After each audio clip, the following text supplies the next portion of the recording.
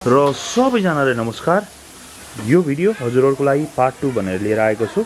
जुन अस्ति हामीले टिपेको कागतीलाई कसरी चुकमा चाहिँ कन्भर्ट गर्दै छौं भनेर त्यसको बारेमा जानकारी दिदैछु। सबैभन्दा पहिला सुरु यसरी ल्याइएको जुन कागती छ त्यो कागतीले हामीले धेरै दिन चाहिँ यसरी बाहिर चाहिँ राख्नु हुँदैन। यसलाई चाहिँ हामीले यसरी बाहिरपट्टिको बोक्रा चाहिँ छिल्ने गर्छौं, जुन हजुरहरुलाई हामीले देखाइरहेका छौं। यो बाहिरको बोक्रा फाल्नु पर्ने हुन्छ, डाइरेक्ट निचर्न हुँदैन, किनकि यसमा भएको जुन तितोपनले गर्दाखेरि त्यसको रस चाहिँ अलिकति बढी तितो बनाउने गर्छ। र यसरी काटिसकेपछि तपाईहरुलाई यहाँ देखाउन खोजिरहेको छु, अलिकति मेहनत चाहिँ यसमा बढी छ। यसलाई चाहिँ हामीले यसरी चाहिँ पुरै बाहिरपट्टिको बोक्रा चाहिँ हामीले पुरै निचर्ने गर्छौं। निचरिसकेपछि हामीले सामान्य एकदम लोकल टेक्नोलोजी भनौं न, अनि यसरी चाहिँ यस्तो खाले जुस जुन ग्राइन्ड गर्ने जुस निकाल्ने मेसिन छ, त्यो जुस निकाल्ने मेसिन हामीले बाट चाहिँ यसरी रस निकाल्दै छौं। यहाँनिर देख्न सक्नुहुन्छ हजुरहरुले जुन रस चाहिँ यहाँबाट निस्किरहेको छ। यो रसलाई चाहिँ हामीले पकाउने गर्छौं। र यो कसरी पकाउने के गर्ने भन्दा पनि जस्तो यसमा चाहिँ हामीले भित्रपट्टि फलाम राखेका छौं। फलाम अनिवार्य रूपमा चाहिँ राख्नुपर्ने हुन्छ। र यो जुसलाई चाहिँ अब हामीले पकाउँछौं। पकाएको विधि पनि मैले हजुरहरुलाई देखाउँछु। सामान्य छ, कागती ल्याउँछौं, कागती ल्याएर बाहिरपट्टिको बोक्रा फाल्छौं। बोक्रा फालिसकेपछि यो लोकल टेक्नोलोजीबाट चाहिँ हामीले युज गरेका छौं। यहाँनिर देख्न सक्नुहुन्छ जुन हामीले मसिनबाट जुन निचरेका थियौं, त्यो निचरेको रस यहाँ ल्याइसकेका छौं। र निचर्दै गर्दाखेरि तपाईहरुलाई अर्को एउटा कुरा के जानकारी दिन चाहन्छु भन्दा, जस्तो अहिले भर्खर जुन कागती काटेर अहिले भर्खर निचर्नु भयो भने त्यसमा खासै त्यो कागतीको क्षेत्रहरू, यानी कि जुन कागतीको अलिकति लेदोपन हुन्छ, त्यो लेदोपन चाहिँ एकदम कम हुन्छ। अनि जस्तो अब आज काट्नुभयो तपाईहरुले कागती, अनि भोलि मात्र निचर्नु भयो भने जुन यो लेदो छ, जुन यहाँ मैले हजुरहरुलाई देखाइरहेको छु यहाँनिर छ, यो फोरो चाहिँ होइन, त्यसैबाट निस्केको जुन चाहिँ लेदो भनेर भन्ने गरिन्छ नि, रस होल्ड गरेर बसेको चिज, त्यो चिजले चाहिँ अलिकति चुकलाई चाहिँ बिगार्ने गर्छ। डढ्ने सम्भावना बढी हुन्छ। बाक्लो मतलब छिटै बाक्लो हुने तर कालो कलर चाहिँ नआउने हुन्छ। त्यही भएर यो चाहिँ हामीले निकाल्नु पर्ने हुन्छ। फिल्टर गरिरहेका छौं। र यहाँनिर देख्न सक्नुहुन्छ यी जुन फिल्टर गरेको रस र अनि फिल्टर नगरेको रसमा चाहिँ कति फरक हुन्छ। र हामीले यो फिल्टर गरिसकेपछि मात्र अनि त्यो भाँडोमा चाहिँ राख्ने गर्छौं। जुन भाँडोमा हामीले फलाम राखेर चाहिँ पकाउनु पर्ने हुन्छ। हजुरहरुलाई त्यो जानकारी पनि होला।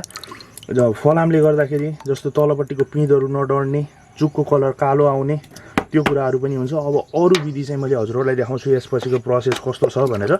त्यो छानेको रसलाई चाहिँ यसरी हामीले अर्को ठुलो जुन पकाउने भाँडामा चाहिँ राख्दै छौं, जुन तपाईहरुलाई हामीले देखाइरहेका छौं।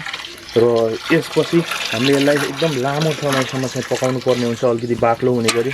हजुरहरुले देख्न सक्नुहुन्छ कुनै फोहोर छैन, कुनै त्यस्तो कचडा छैन, एकदम फ्रेश शुद्ध अर्ग्यानिक, यसमा कुनै चीजहरु मिसाएको हुँदैन। तपाईहरुलाई आफ्नै अगाडि देखाइदिरहेका छौं। र यसरी चाहिँ हामीले चुक बनाउने गर्छौं। र अरु प्रोसेस पनि मैले हजुरहरुलाई देखाउने छु कसरी तयार हुन्छ भनेर। जुन पाकेको कुराहरु, आगो लगाएको कुराहरु, सबै कुराहरु चाहिँ मैले तपाईहरुलाई देखाउने छु। अब चाहिँ अर्को स्टेपमा जाउँ है त। र यसरी चाहिँ अत्याधिक मात्रामा चाहिँ आगो लगाउनु पर्ने हुन्छ। र बिस्तारै त्यो जुन सेतो कलरबाट रातो कलर हुँदैछ, र रातो कलरबाट बिस्तारै कालो कलरमा चाहिँ यो बदलिन्छ। करिब 100% को 7% मा चाहिँ झर्छ। जस्तै 100 लिटर भयो भने 7 देखि 8 लिटर मात्र यो चुक बस्ने गर्छ। र यसरी प्योर अर्ग्यानिक चुक हामीले घरमै यसरी तयार गर्दै छौं। र अरु विकल्प पनि नभएको कारणले गर्दा यसरी गरिराछौं, जुन हजुरहरुलाई मैले देखाइरहेको छु, हेर्न सक्नुहुन्छ। र यसरी चाहिँ हामीले यसरी ब्रान्डिङ गरेका छौं। यहाँ देख्न सक्नुहुन्छ हजुरहरुले बाबा चुक भनेर, यो बाबा चुकको चाहिँ छुट्टै कहानी छ, मैले हजुरहरुलाई सुनाउने छु। र यहाँनिर देख्न सक्नुहुन्छ तपाईहरुले यहाँनिर ब्रान्डिङमा आफ्नै यो युट्युब च्यानलको नाम पनि मैले राखिदिएको छु। र यसरी जुन चाहिँ 500 ग्रामलाई 600 रुपैयाँमा हामीले बेच्न थालेका छौं। यो यसरी बेच्दाखेरि पर्ता पनि पर्दैन, खासै पर्ता पनि पर्दैन, तर पनि मैले तपाईहरुलाई देखाउन खोजिरहेको छु। यहाँनिर देख्न सक्नुहुन्छ जुन हाम्रो फार्मको नाम छ पार्वती पशु तथा तरकारी फार्मबाट उत्पादित भनेर, सुदोधन 5 मानपोखरी रूपन्देही भनेर यसरी चाहिँ निकालेका छौं। यहाँनिर अर्ग्यानिक चुक भनेर हजुरहरुले देख्न सक्नुहुन्छ। हामीले यहाँ भरिरहेछौं यसरी, जुन चाहिँ यो गरेर हामीले यतापट्टि मेजरमेन्टको लागि चाहिँ यतापट्टि राखेछौं। कसरी सानो लगानीमा चाहिँ हामीले उत्पादन गर्न सक्छौं भनेर यो कुरा मैले हजुरहरूलाई देखाउन खोजिरहेको छु। यहाँनिर देख्न सक्नुहुन्छ र यसलाई सिल गर्ने कुराहरू पनि मैले हजुरहरूलाई देखाउँछु। चाहिँ यो एल्युमिनियम फोइल लिएका छौँ। एल्युमिनियम फोइलबाट चाहिँ हामीले सिल गर्दैछौँ यसलाई। सामान्य आइडिया मैले हजुरहरूलाई सिकाउन खोजिरहेको छु। घरमै खासै धेरै लगानी चाहिँ हामीले यसमा गरेका छैनौँ, तर पनि उत्पादन चाहिँ अलिकति महँगै यो आइरनको चाहिँ प्रयोग गरेका छौँ। प्रयोग गरेर यसरी यसलाई सिल पनि गर्न सकिन्छ भनेर मैले हजुरहरूलाई देखाउन खोजेको छु।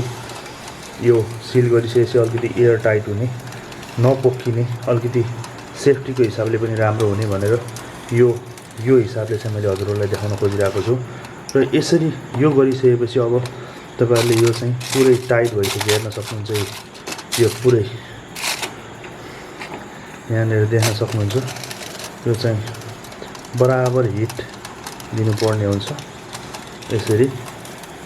र यो चाहिँ लगभग अब खासै एकदम पर्मानेन्ट किसिमको सिल त हुँदैन, तर पनि जोस नपोखिने त्यस्तो खालको चाहिँ हामीले बनाउन सकिन्छ। र यसरी हामीले घरमै गरेर सुप चाहिँ हामीले तयार गरेका छौँ। आफ्नै बारीमा उत्पादित कागतीलाई पकाएर यसरी चाहिँ लेभलिङ गरेर अब यसलाई चाहिँ हामीले बजारमा चाहिँ दिन सक्छौँ, तर लोकल लेभलमै बिकेर यो सकिने गर्छ।